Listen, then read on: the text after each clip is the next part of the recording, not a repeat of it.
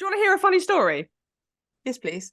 So, I was at radiotherapy yesterday, Mm. and normally they call me in pretty quickly, but I was sat there for 40 minutes, right? And I made a friend.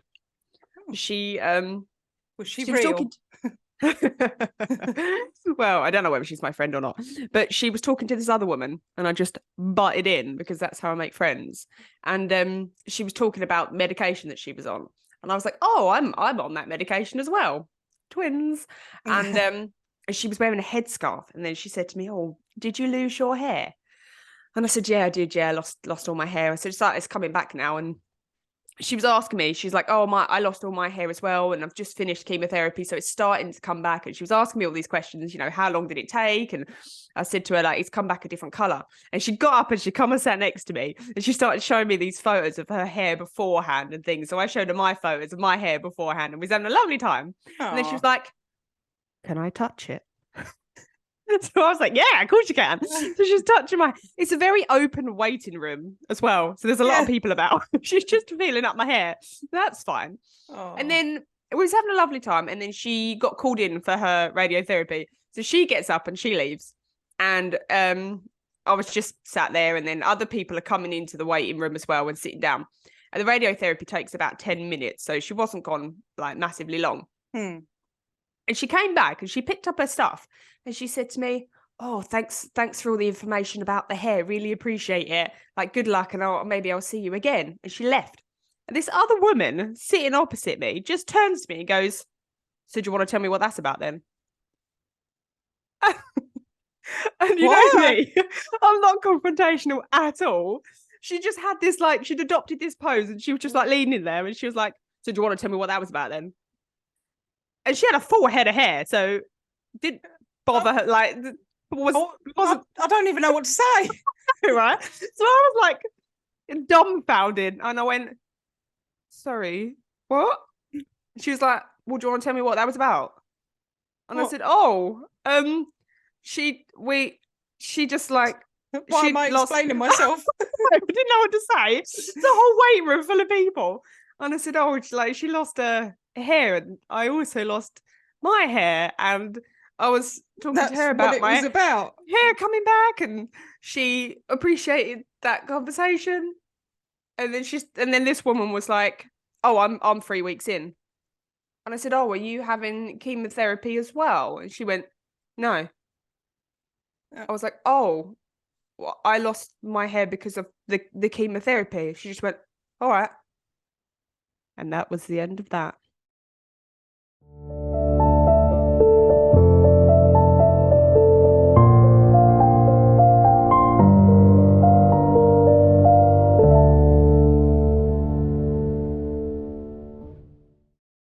This week's episode, I thought we've had quite a few heavy episodes. So the Matt Shepherd one, and the one that is due to come out that hasn't come out yet because we recorded in advance. It will have done that. It will have come out. Yeah.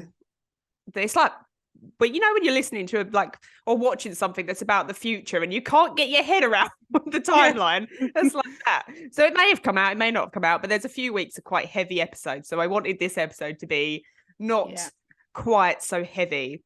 Yes, I'm up for that after my last one. Hideous.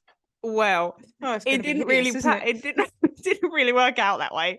Sarah, I'm so sorry. So this week, I am bringing you the story of the Villisca Ax Murder House.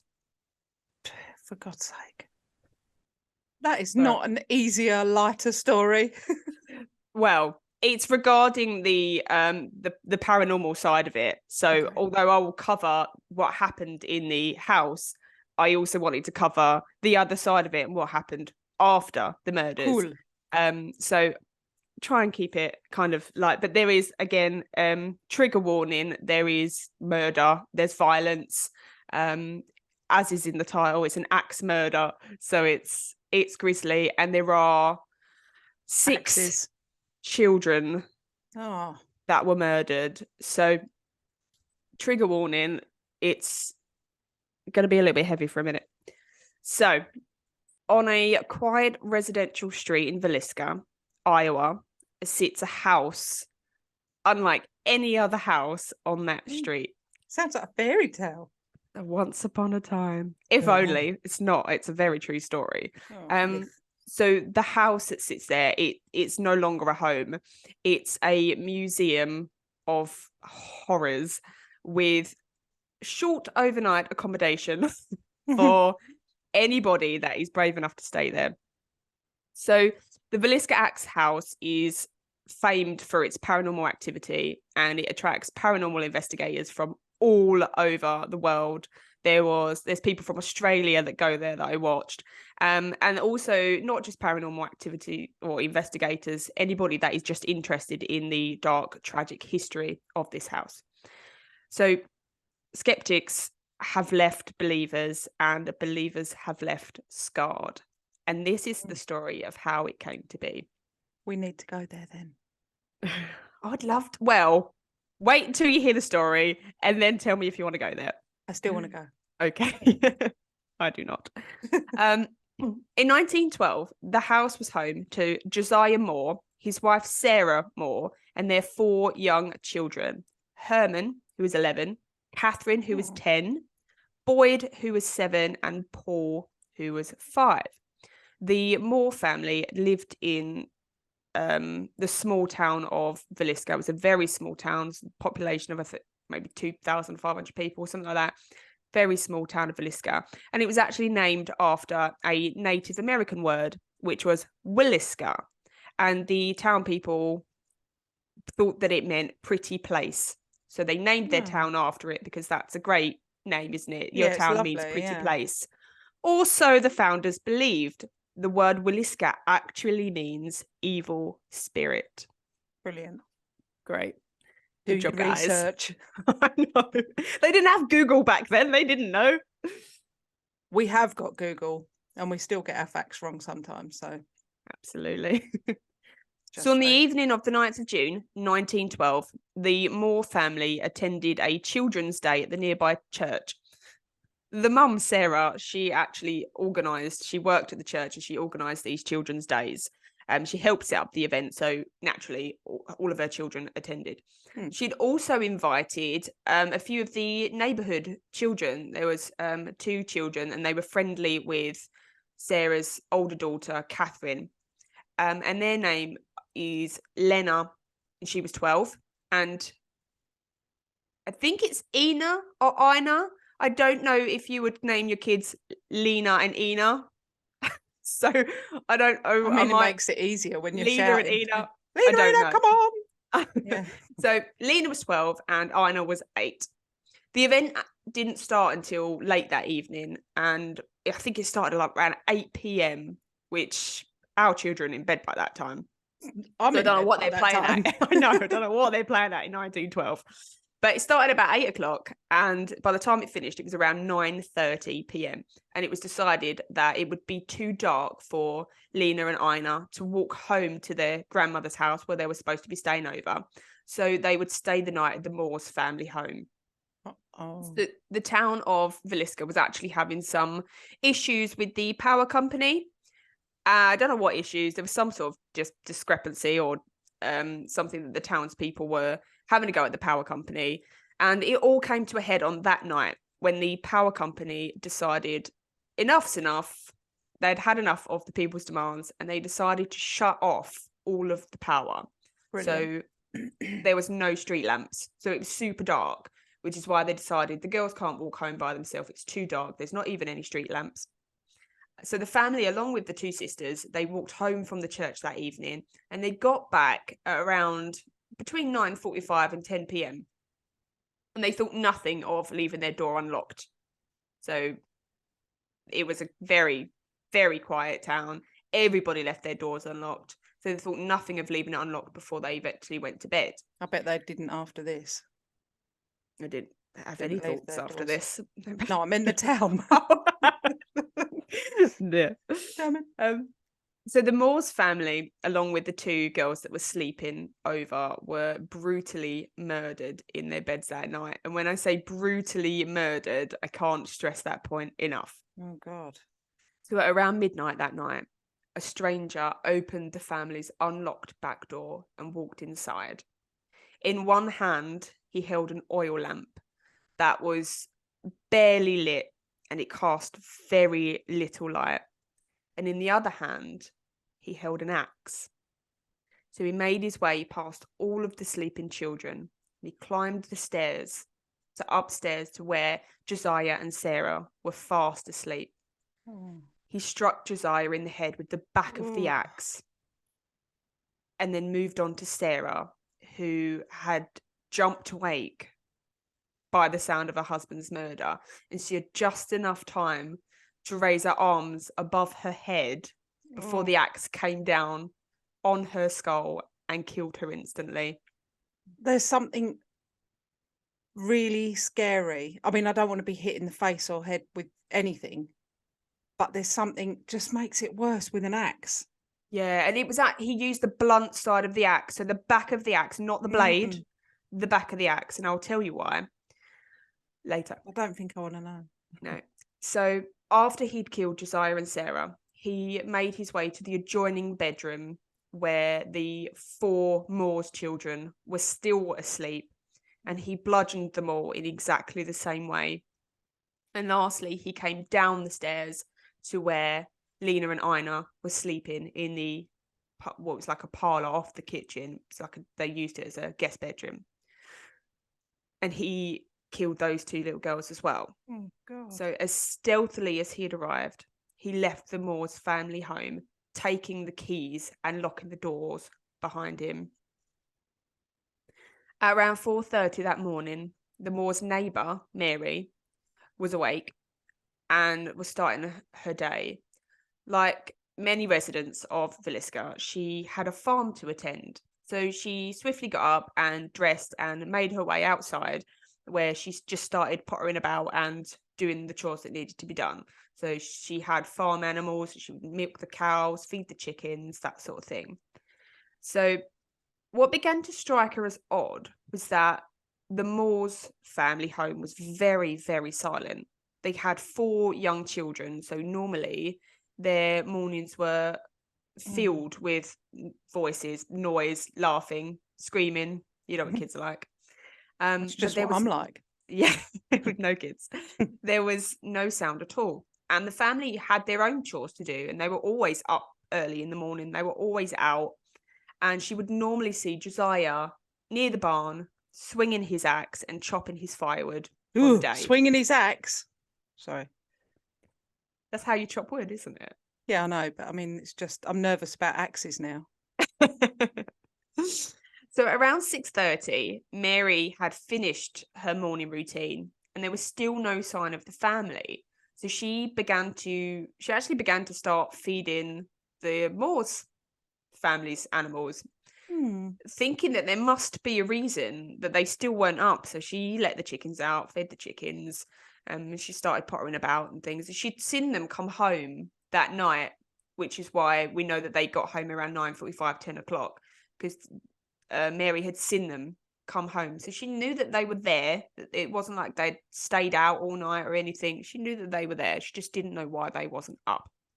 So around 7:30, Mary began getting very concerned. So she decided to knock at the house.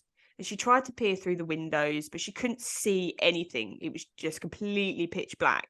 And so when she got no answer on the door, and she was like tapping on the windows and things like that, like you would do if you're trying to raise somebody from the house, she decided to call Josiah's brother, Ross. So when Ross got to his brother's house, he knocked on the doors and the windows.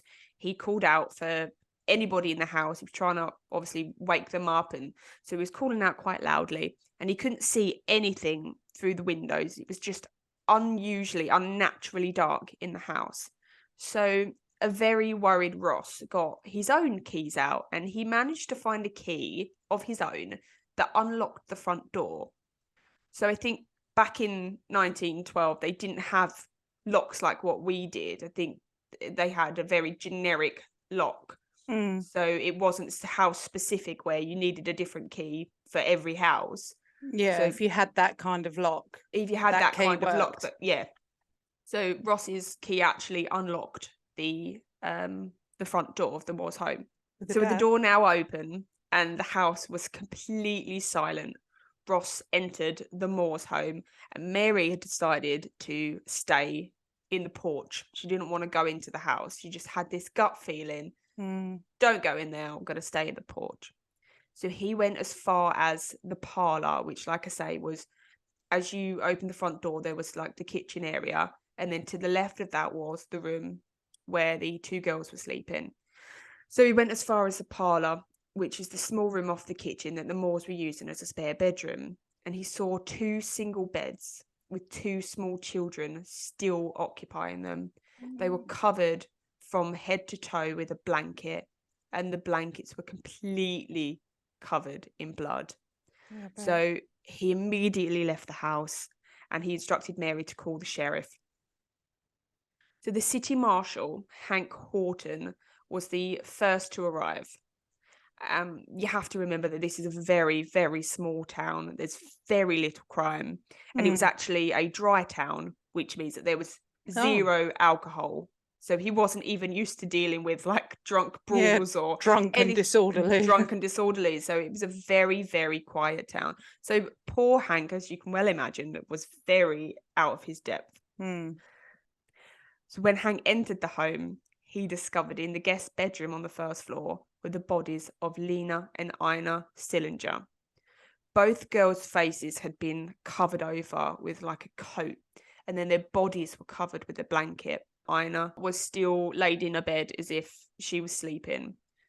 Lena was further down the bed with her arms kind of raised above her head, and her nightdress was raised above her waist, and she had no underwear on, and there was a bloody handprint on her thigh. So there are no... Does that mean something happened? Or nothing happened. She wasn't sexually assaulted or raped or anything. That they obviously looked into it, and there's no evidence of that at all. So one source says that she was likely hit with the axe and then managed to wiggle her way down the bed, which is why her nightdress had come up. Other sources say that the killer had dragged her down the bed, which is why she had the bloody handprint on her thigh and her arms above her head and things. Up against the end of the girl's bed was a bloody axe, and it had been partially cleaned off, so there was still horror and gore, blood and hair and all sorts on this axe. What Hank didn't know is that the axe the killer had left behind was actually Josiah's axe, and it was normally kept in the barn for chopping his wood, like I said earlier. His brother Ross had identified it as being Josiah's axe because it had a very distinctive chip out of the blade. So the killer had arrived at the Moores home without a murder weapon. He'd just found this axe in the barn and thought and that'll decided, oh, it's a great idea. So Hank then headed up the stairs, where he found the bodies of all 4 Moores children and Sarah and Josiah. All were covered with blankets and coats.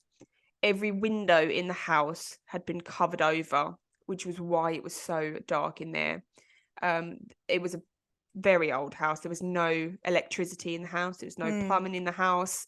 So it was just so dark in there because he'd covered all the windows. Hank also noticed that every mirror in the house had been covered over as well. So there's speculation, there's theories and all sorts as to why the killer would have covered the mirrors. And some say it's because he didn't want to see himself doing these crimes. Others have said, isn't it when they cover, the victim over, it isn't that like a sign of sort of almost like remorse, like guilt? It's supposed to be, so you kind of distance yourself from that. It's supposed to be, but that never actually came up in this case. It was never suggested that he was remorseful, which is why he covered them over. Another theory was that it was a very old Victorian thing to do, to cover mirrors. If you're mourning somebody or in a funeral, you cover the mirrors, and it's something to do with the spirits because they believed that spirits would get trapped in the mirrors. Trapped in the mirrors, yeah. So they kind of thought it was more to do with that than. So, can I ask, do we know who did it? We do not know. We don't know. It has never been solved. Oh. Hank also found a bowl of murky water in the kitchen, which he believed the killer had washed his hands in after the murders. There was also a plate of hardly eaten food on the side, and the plate was smeared with blood. So the killer had made himself something to eat, but then not eaten it. They also found oil lamps that the killer had carried around the house. So you can imagine it was completely pitch black in there. So he needed some form of light to guide his way around the house. So he had this oil lamp, and I don't know if you can imagine in your head, and it had like the glass chimney on top. Yes, so you've I got have the candle one in the other room. Yeah, you've got the candle at the bottom, the glass chimney on top. Yeah. So the glass chimney on the oil lamps had been taken off, so then it didn't project the light. And he'd also cut the wick of the candle right down, and he'd cut it in half. So that's how they know that it burned very dimly, and it wouldn't have cast a lot of light at all. In the guest bedroom as well, where Lena and Ina slept, there was also this is incredibly strange, a 2-pound slab of bacon on the floor, which when going through the house, Hank had checked in they called it an ice box. It wasn't a freezer, I don't know, just a cooler box. There was also an identical slab of bacon in there as well. So he knows that the killer had gotten, again, it's not something he'd brought with him, he'd gotten it out. So there are, again, speculations and theories as to why this slab of bacon was in the room with the girls. And some think that he used it as an artificial vagina.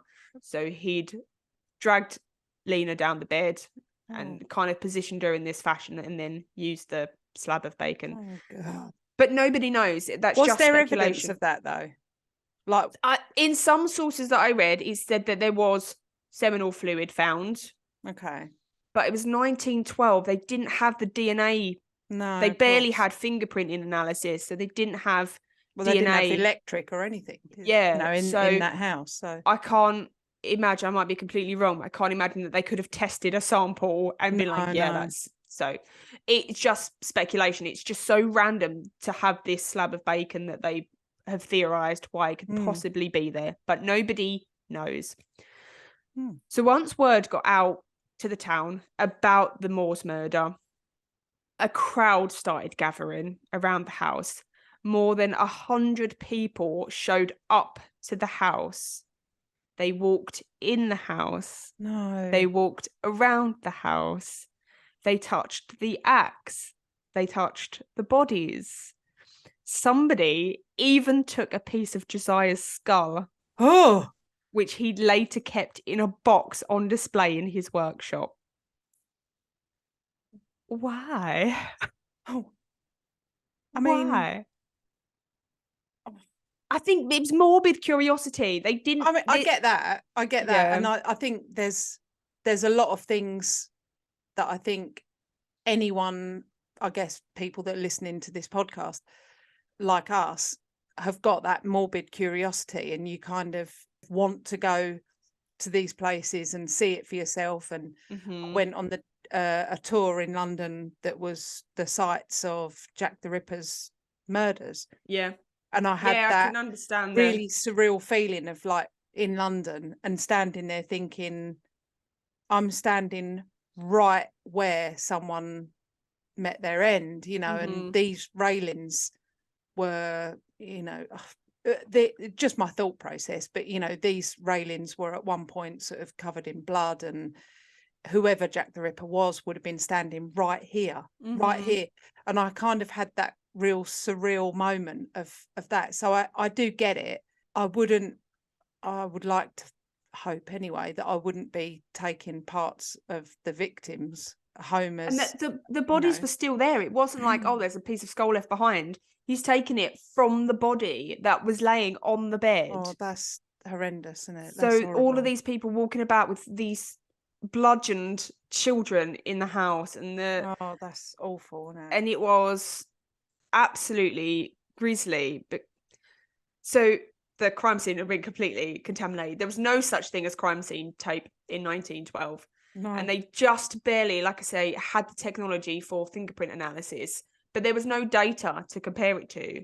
So it wasn't like it was today, where they could have taken the fingerprints and put it in the data and then get a match. They would have actually had to have somebody, like a suspect, to compare it to.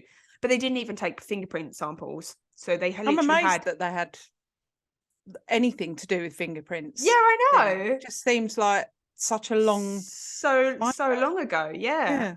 And it amazed me as well, because all throughout this it says Mary called so and so called whoever. Now, I don't know if I'm just being really stupid. I didn't think they had telephones in 1912, but they did, apparently.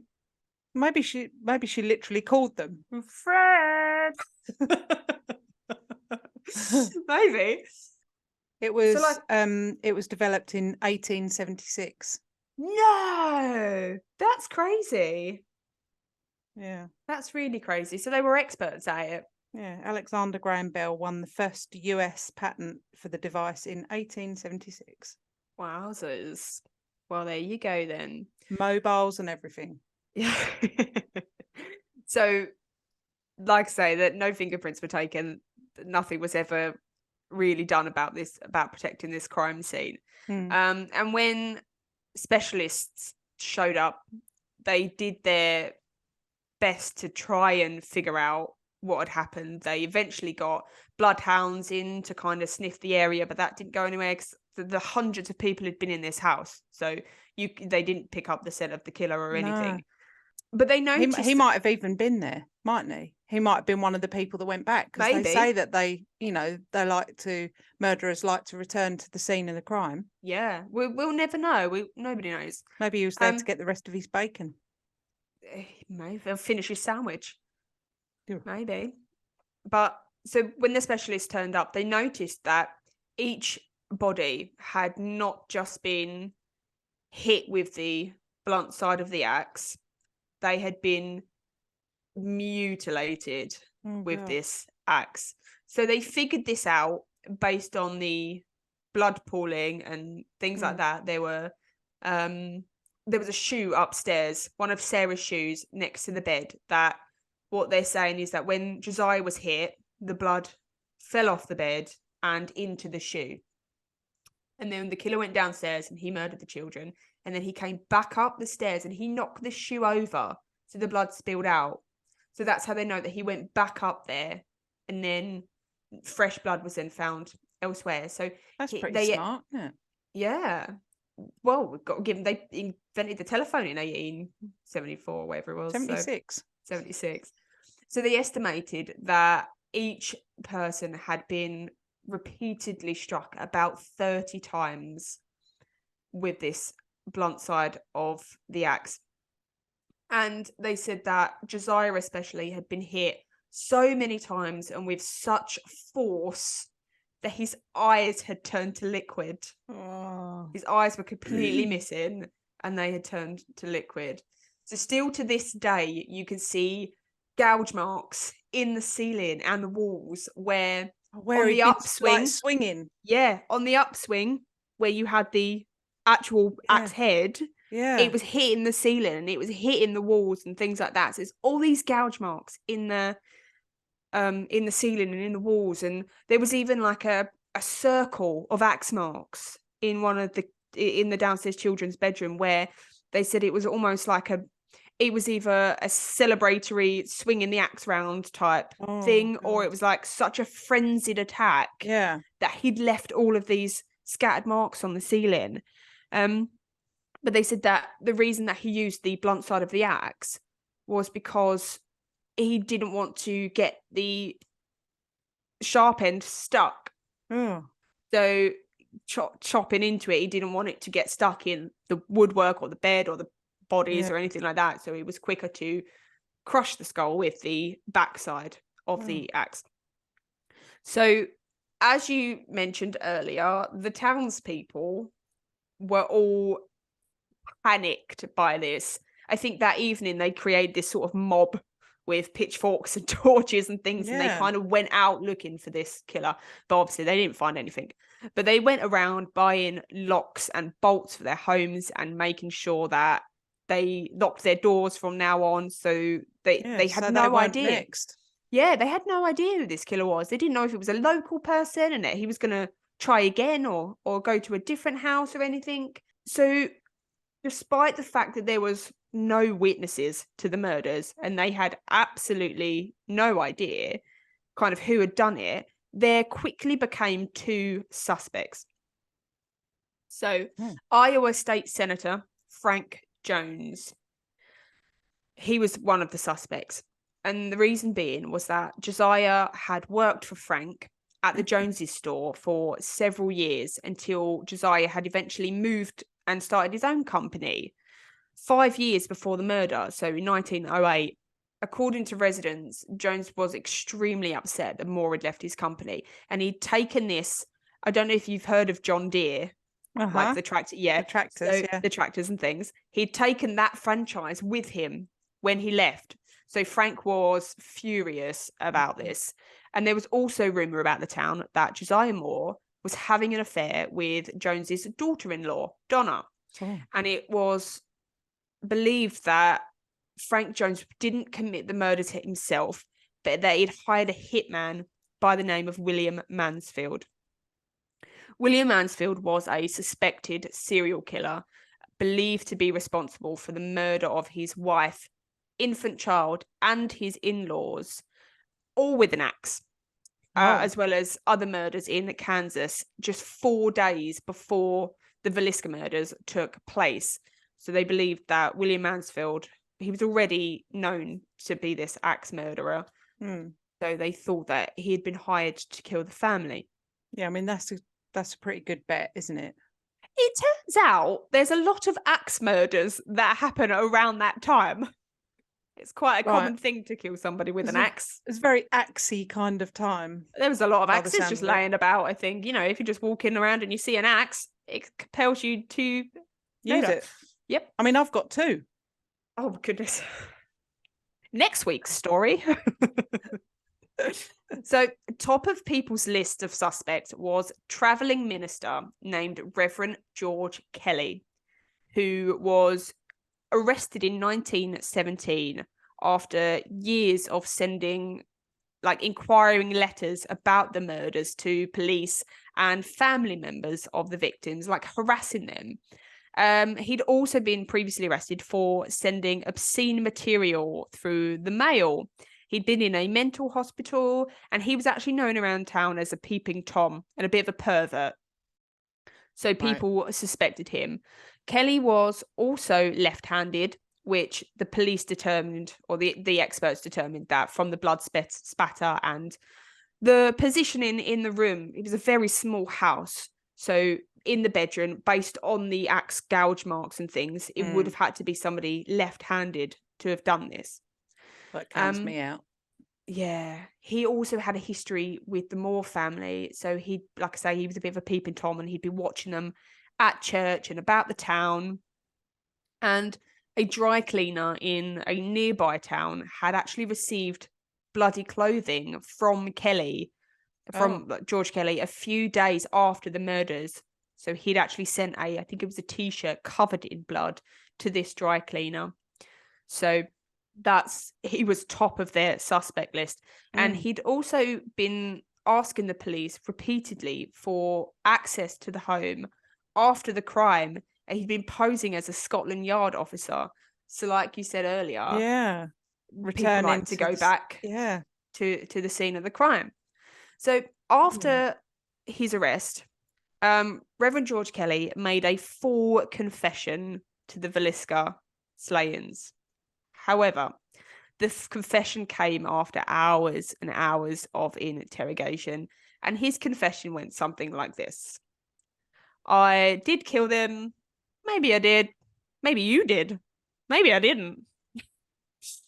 And he said that he'd walked past the home that evening, and a dark force had led him around the back to where the barn was to where the axe was and had told him to kill everyone in the house. And I think he said something like, kill utterly. But as soon as he'd given this confession, he recanted it. He was like, no, I didn't do any of this.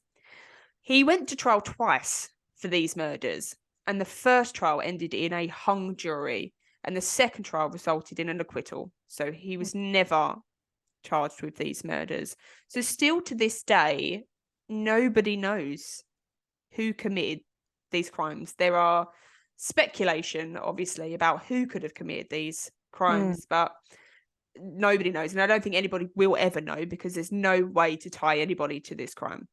I mean, can't you wait and seek, if it's a revenge thing, you know? This is what people said about Frank Jones. So Frank Jones had a vendetta against Josiah, and Josiah only. So why would he go in there or hire someone to kill the entire family plus 2 innocent neighbor that had nothing to do with the Moores family? Yeah. So the fact that the Reverend had said that this dark force had led him to this place, I think personally that it's obviously someone mentally unstable. It wasn't a revenge thing. It wasn't someone in their clear mind. It's someone that is, for someone to do that to that extent, you know, go to the fridge, get themselves something to eat, not having yet cleaned your hands, cleaned the blood off, that kind of thing, and then sort of, I don't know, it sounds like he spent some time in the house, he went back, came downstairs, went back upstairs. During this research, there was a clip of the tour guide of this. I could talk about the tour guide later on because he's great. But he says that somebody, when he was discussing the case with one of the paranormal investigators, they was discussing obviously who could have done it and things like that. And this investigator had said to him, it takes a crazy person to do a crazy crime. And I think that's spot on. Yeah. If you can't make sense of the crime, it's not going to make sense. It's somebody that's done that. There's no rhyme or reason to it at all. It just... Yeah, I mean, there's a reason that these things perplex us. There's a reason that we called this podcast, you know, Perplexed. It's because we can't get our minds around these things. We can't understand how you could do that, how you could go into a house and brutalize people and murder people. And so after the murders, the house had been left abandoned for many years until it was eventually bought, and it was rented out and sold many times, and each knew there was loads of owners, loads of tenants, and they never lasted very long in the house at all. It was always changing hands until 1994. Darwin and Martha Lynn bought the property and began restoring it back to its original condition of how it would have been in 1912. So they work on the home involved removing the vinyl cladding on the outside, and then restoring and repainting the original wood. So it's now all back to its original wood, and it's painted white. The front and the back porch had been closed in to make the home bigger. So all that was taken out and it was put back to them being porches. And they added the outhouse in the back and the chicken coop in the back, which would have been there when the Moores lived there. So they wanted it to be as true to form as it was back in 1912. And they actually removed all of the electric and plumbing as well out of the home. So completely restored it back to how it would have been when the Moores lived there. So using the testimonies given in the coroner's inquest and the grand jury testimonies and things like that, they actually placed the furniture in the home in the same places that it would have been in, and very similar furniture as well. So the types of beds and the type of dresses that would have been there based on everybody's description and things. They, like I say, they wanted it to be completely true to form. So from the start, the house was opened as a tourist attraction, and it was named then the Villisca Ax Murder House. And you could go there and you could see the gouge marks from the axe in the roof and the ceiling. They had the axe there as well on display, so you could see that. The actual axe? The actual axe there. God. They had, there's families' photos on the wall. There's photos of the children around the house. There was information on the family as well, and then you could go there and sort of discuss the who you think the murderer was and things like that. How do you feel about that kind of thing? Because I've got real mixed feelings. I'm really 50-50. I think it's, part of me thinks it's really disrespectful, but then the other side of me thinks if we were anywhere near there, we would go. And I would look around. You know, I think it's, yeah, if you're the family of that person, you wouldn't want someone going in there looking at all these, you know, where your family was murdered. I think it can be disrespectful, but at the same time, we are telling stories of murder victims, and their families are probably listening, thinking, stop dragging it up, stop, listen, you know. They just want to bury it. So it's a very similar thing. So, but it's that morbid curiosity, isn't it, to go and it's things. It's trying to get your head around how these sort of things can happen and putting yourself in other people's shoes for whatever reason. But I suppose that for every person that are like that, there's going to be thousands of people that don't feel like that and think, I've got no interest in doing that. But anyway, and that's fine. But it wasn't very difficult for you to be able to put yourself in the shoes of the family, and because the house itself was so eerie, so creepy. All of the mirrors were covered, all of the windows were covered, so it was exactly how it would have been, minus the bodies, when the murders took place. So I watched a video of, you know, people going in the house and things like that, and I can't imagine actually being there. Watching it just was hard. But what started to happen was that people began to report these paranormal activities, mainly upstairs where the murders occurred, where most of the murders occurred. So 6 people were killed upstairs and then the 2 girls downstairs. So people were going in the home, and then all of these paranormal activity things started happening. The Lynns quickly adapted, and they saw a new business venture, and they began offering overnight accommodation for those that were interested. And they said from the start, they never once advertised it because they didn't want it to become like a cheesy, or to become like a mockery, or like you say, disrespectful. So they never advertised it. They just, you know, if people want to come see the home, it's there for them to see. But to this day, they are booked up at least a year in advance. Oh, wow. So the house speaks for itself. They don't have to advertise it. People's own experiences and word of mouth have driven people there. So I'm going to tell you a few stories from people that have visited the house. There's going to be a few stories from the tour guide as well. I mentioned the tour guide earlier. His name is Johnny Hauser, and he's just an absolute lad. He was so fun to watch. But I'm going to do it based on, there was this one almost documentary about these paranormal investigators. It was a group of guys. It was about 5 guys, quite young guys. And they are staying at the house overnight. So they document their experience. So immediately when they turn up to the house, there is a black cat on the grounds. And that cat is just always there. And it's named Church. And it starts off outside, and then they're going in and they're talking, and all of a sudden it's on the windowsill. And it just follows them about this house. And it's so... My cats are like that. It's so creepy. Annoying. So they get to the house and they meet with the tour guide, Johnny Hauser, and he's been working at this house for 20 years. Wow. From the time of when this documentary was made. He'd been working there for 20 years. And Johnny Hauser is like this, he's got a full beard, massive beard, a proper guy. Geezer. Proper geezer. And he's really funny, he's really engaging.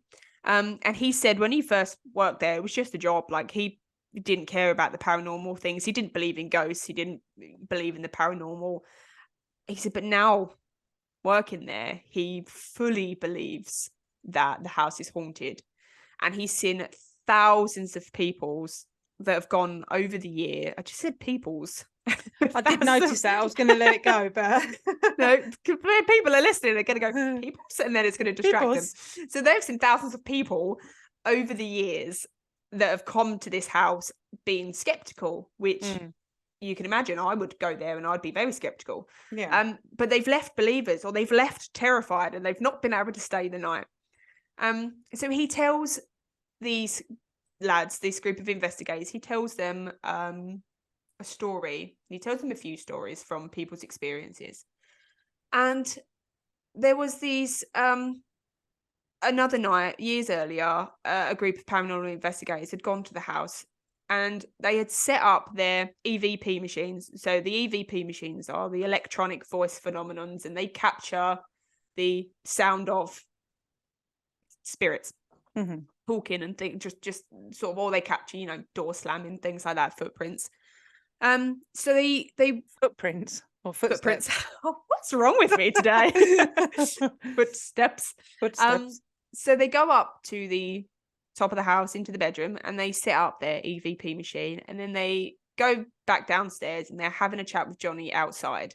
So they just set it up because they didn't want to miss anything while they was outside if anything was going to happen. It's just there as a precaution, really. So they go outside and they're sitting on the bench and they're having a chat with Johnny and discussing other people's experiences, and they're having a few beers. And then when they eventually listen to this EVP back, it is absolutely devastating. I listened to it. You can listen to it, and it's Johnny said that after he wouldn't have believed it had he not have been there, had he not have known that there was nobody in the house, everybody was outside. He wouldn't have believed it.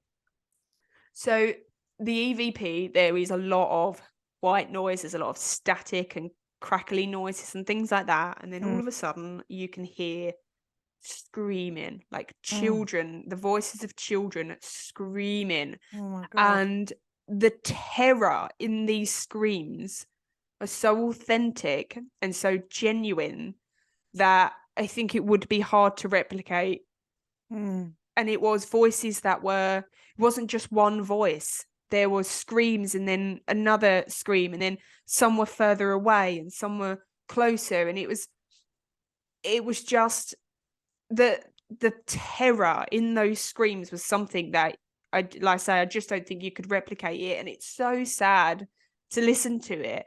And there's words being said and things, but you can't really ascertain what is being said. It's just words in amongst all of these screams and things, and it's awful. And Johnny said that there was nobody in the house, especially children. There was no children in the house, and it's not a place that you would bring children to. So, you know, what they recorded, if I don't know how they would have recorded that. And you know, I'm the most skeptical person out there. I do. But watching these videos and listening to these EVPs and things like that, I would love to experience something like that. Yeah. I mean, you can't explain it, can you? Other than saying, I don't believe that was true. I think it was trickery or something like that. Or the fact that they've gone away and doctored these EVPs and things like that. But that's the only thing that you could say. But if you were actually there. Yeah. Knowing that you hadn't. Yeah. You knew that nothing had been doctored or tampered with. You knew there was, no one else around. You'd have to believe. But I mean, I would like to think that maybe those sounds of the children screaming is not them just experiencing that fear over and over and over again. I would like to think that it's just maybe like an echo of there was one something that happened. Theory, and I don't know what it's called. I'm not a paranormal investigator, so I don't know the correct terminology or anything like that. But one of the paranormal investigators said that the house can get stuck in a loop because of the trauma. It can get stuck in this loop, and it is just lived over and over and over again. So each night these murders are happening. So when people go there and they're experiencing these paranormal entities or things like that, very often they're experiencing the same thing. So the same thing as other people. There was actually a book at the house where people document their night, or they write down what experience they've had, and a lot of them are very similar. There's a lot of footsteps being heard. There's a lot of children screaming, children's voices. There's a lot of mention about this shadowy figure. And Johnny said that he's actually witnessed this shadowy figure himself. And there's also pictures on the wall of the house where people have taken pictures of the harm that they've received, you know, scratches and things like that. And some of these spirits are quite like physical, and people experience touching and pushing and things like that. And actually there's one paranormal investigator who went to the home, and he was trying to antagonize this shadowy figure. He was in the children's bedroom, and in the children's bedroom there's like an alcove out of the wall that I think they used as like a closet or something like that. And he was sat on the children's bed, and he's looking over to this closet space, and he's antagonizing this spirit, you know, you're not really a spirit, you can't do this, you know, or if you really are this person, you know, just kind of making it angry and things like that.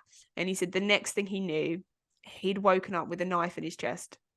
And that's a real thing. You can Google it, you can look it up. Jesus. That actually happened. So he obviously never visited again. Yeah, never antagonized a ghost again. Don't antagonize the evil spirits in the house, please.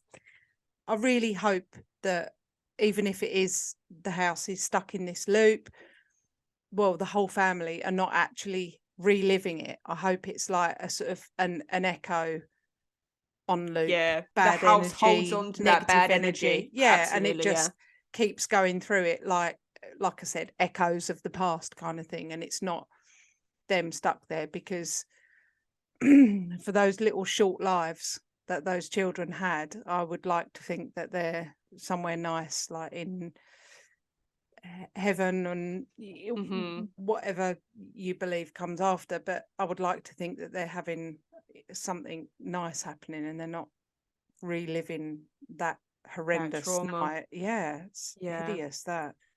Well, I'm going to go through the experience of these 5 guys in that house, and I'm going to do it in part 2. Okay. So stay with us and make sure you listen to part 2, because things get strange. Oh, I'm excited. If you have enjoyed listening to our episodes, make sure you rate us and leave us a review on whatever platform you are listening. We absolutely love hearing from you guys. So you can also help support our show by donating to our Buy Me a Coffee link. We will make sure that you get a massive shout out and a big thank you in our next week's episode. You can also follow us on social media at Perplexed Podcasts. We're on Facebook, Instagram, and if you want to see more videos and blooper reels, subscribe to our TikTok and YouTube channels. You can also email us your stories at perplexedpodcasts@gmail.com. And you can find all the relevant links in the episode descriptions. Thanks for listening. Bye. Bye.